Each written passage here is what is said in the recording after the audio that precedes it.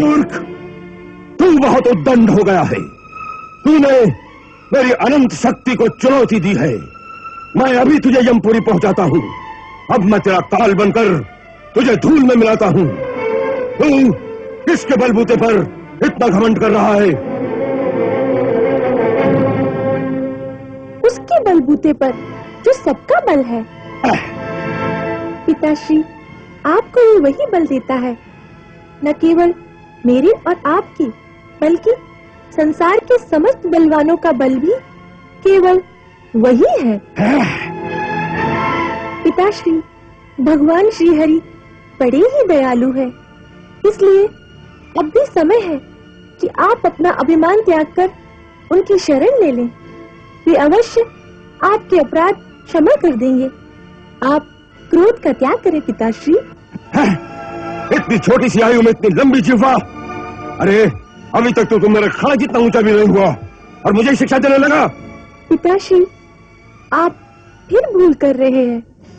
आप जिसे मेरी छोटी सी आयु कहते हैं, वो मेरी नहीं, मेरे इस शरीर की आयु है।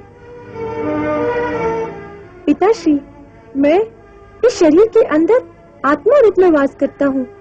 उसकी आयु तो अनंत वर्षों की है। वो नित्य है, और फिर जिसे मैंने आत्मा कहा है, वो भी अंतिम सत्य नहीं है। आत्मा तो परमात्मा का भी प्रतिबिंब मात्र ही है। उस दृष्टि से हर शरीर में परमात्मा का ही वास है। वे मेरे शरीर में है, वही आपके शरीर में है, वही संसार के समस्त कण कण में है। कहाँ कहाँ दिखता है तुझे तेरा परमात्मा? प्रत्येक वस्तु में, आकाश में, धरती में, हवा में, आप में, मुझ में, साधु संतों में और इन दैत्यों में भी।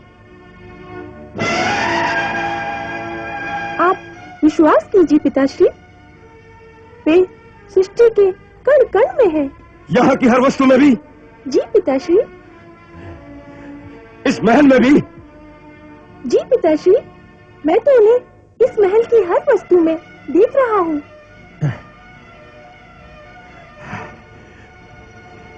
इस खंबे में भी दिखता है तुझे तेरा परमात्मा? जी पिताश्री, वे इस खंबे में भी है।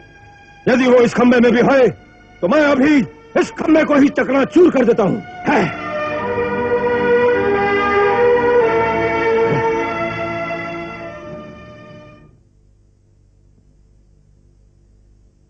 यदि इस खंबे में भी तेरा भगवान है, तो आज न ये खंबा रहेगा, न तेरा भगवान।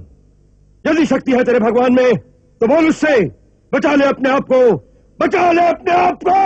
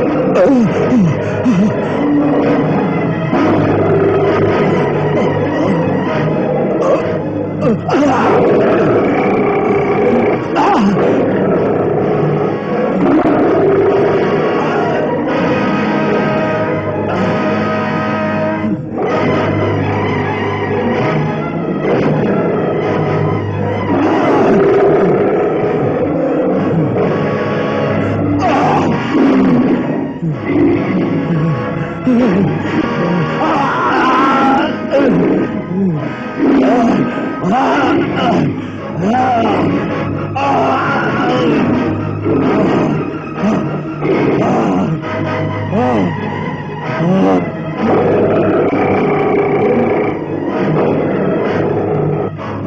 असुरवंशी हिरण्यकश्यप, तुझे ब्रह्मा का वरदान था कि तू किसी ब्रह्मा की सृष्टि से नहीं मरेगा। तो भगवान नरसिंह ब्रह्मा की सृष्टि में नहीं है। ये न नर है, न पशु, न सुर है, न दैत्य। इस समय न दिन है न रात, संध्या वेला है। तुझे अस्त्र से मारा जा रहा है, न शस्त्र से। तुझे नरसिंह भगवान अपने नखों से मार रहे हैं।